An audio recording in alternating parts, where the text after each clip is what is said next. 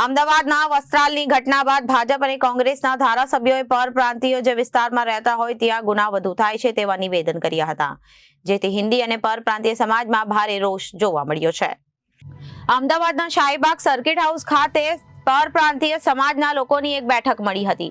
બેઠક બાદ પરપ્રાંતીય સમાજના આગેવાનોએ કહ્યું હતું કે અમરાઈવાડી વિધાનસભા ધારાસભ્ય ડોક્ટર હસમુખ પટેલ ચૂંટાઈને આવ્યા છે। અમને તો પાતાસું મળ્યું છે, અમને કોઈ મહેનત નથી કરી પણ પાર્ટીનું કોઈ કામ નથી કર્યું, અમારા જ કારણે તેઓ જીત્યા છે।